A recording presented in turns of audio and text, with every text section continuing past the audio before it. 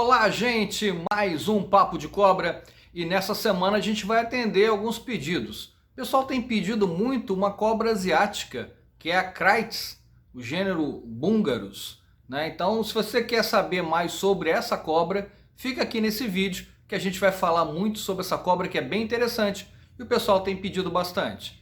Se você ainda não está inscrito no canal, por favor, se inscreva e vamos, sem perda de tempo, partir para o nosso vídeo de hoje. Ok? Vamos lá, entra com a vinheta aí.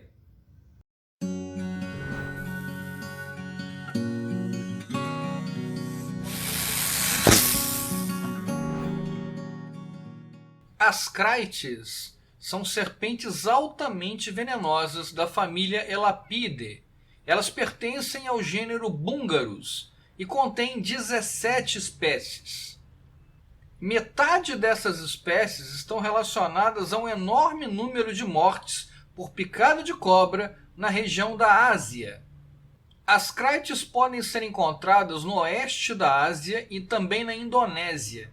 Ela ocorre em diversos habitats, mas elas têm preferência por viver perto das habitações humanas, principalmente nas plantações de arroz, onde ela pode caçar outras serpentes, porque ela se alimenta também de outras serpentes.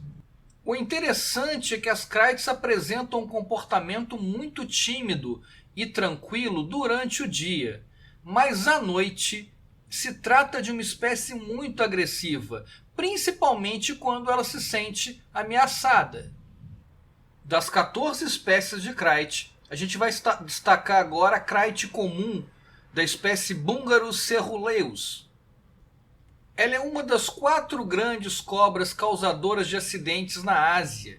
E como as Crates raramente escalam ou sobem em locais elevados, a maioria dos acidentes pode ser evitada simplesmente se você não dormir no chão ou se você utilizar um mosquiteiro para se cobrir ao dormir. Como é muito comum na Ásia o pessoal dormir no tapete, dormir no chão, até pela pobreza da região, acontecem muitos acidentes dessa forma. Então basta ter uma cama que dificilmente o animal vai subir e vai causar um acidente enquanto a pessoa está dormindo.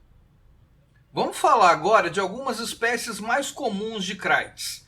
A chamada Crate comum, a Bungarus ceruleus, possui coloração geralmente preta e branca, ou preta azulada e branca, com faixas transversais escuras sobre o corpo e sobre a cauda. E essas faixas vão se tornando estreitas e arredondadas nas laterais. Essas faixas elas são separadas por espaços bem grandes de coloração branca amarelada e ocasionalmente podem ser manchadas de preta. A primeira faixa é a continuação da coloração escura da cabeça. Já no ventre, na parte de baixo do animal, é totalmente branco, não tem faixa nenhuma. O interessante da Bungarus ceruleus é que existem muitos animais melânicos, ou seja, totalmente escuros, onde as faixas não aparecem. Isso ocorre em algumas populações, basicamente em Bali e nas regiões oeste e central da ilha de Java. Gente, deixa eu aproveitar aqui rapidinho para lembrar vocês que no dia 6, 7 e 8 de março, no Rio de Janeiro, a gente vai ter a segunda jornada científica de montanhismo. E no sábado, no dia 7, às 8h30 da manhã, eu vou estar fazendo um papo de cobra ao vivo no centro do Rio, lá na jornada científica de montanhismo. Então, se você tem interesse em trilhas e em montanhismo e quer bater um papo com a gente sobre animais peçonhentos na trilha, dia 7 de março, e eu vou deixar aqui embaixo o link do site que você pode se inscrever para participar da segunda jornada científica de montanhismo no Rio de Janeiro, ok? Uma outra espécie de Crate é a Crate listrada, chamado de Bungarus fasciatus. Ela já possui bandas amarelas ou creme e o fundo normalmente é preto. Outra espécie muito conhecida é a Crate da cabeça vermelha, Bungarus flaviceps. Elas possuem corpo escuro e a cabeça e a cauda meio avermelhadas. E apesar do nome, algumas populações podem ter o colorido amarelo ao invés de vermelho. Então, mesmo chamando Crate da cabeça vermelha, algumas populações vocês podem encontrar ela na cor amarela.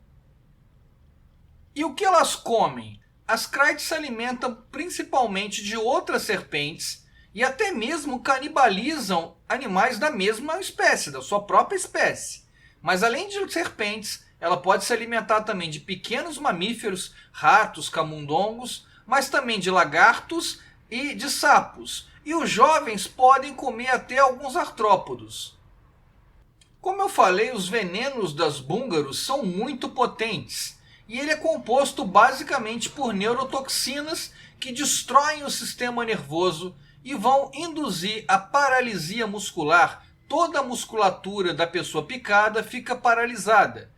Os poucos sintomas da mordida basicamente vão incluir o endurecimento dos músculos da face, o rosto fica com os músculos bem endurecidos, e isso faz com que a vítima seja incapaz de ver e de falar. Então ela enxerga muito mal e tem dificuldade para falar. Claro que por um acidente com búlgaros a gente tem o soro antiofídico. Acontece que se o soro antiofídico não for aplicado num período muito curto de tempo, às vezes é impossível reverter o quadro de envenenamento. Tem estudos toxicológicos do veneno da Crite da Malásia que dizem que esse veneno é tão letal aos seres humanos que metade das vítimas morrem mesmo se receberem o soro antiofídico. É realmente um veneno muito potente, por isso que eu digo é uma das 4 mais venenosas da Ásia. Elas podem chegar até 2 metros, elas são ovíparas, elas colocam ovos, e as fêmeas normalmente colocam de 3 a 14 ovos. Gente, então essa foi a Bungarus. Espero que você tenha gostado do vídeo, espero que tenha tido bastante informação. Se tiver alguma dúvida, continua colocando aqui nos comentários. Lembrando que a gente está no Twitter, a gente está no Instagram e a gente tem o site do Papo de Cobra.